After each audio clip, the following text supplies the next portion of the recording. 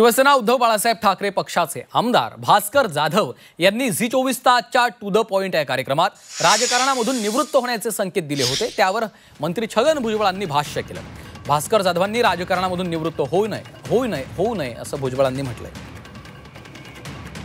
तर राजकारणामध्ये चढ उतार होतच असतात, मात्र त्यामुळे राजकारण सोडून देणं हे पटत नसल्याचं भुजबळ यांनी म्हटलं।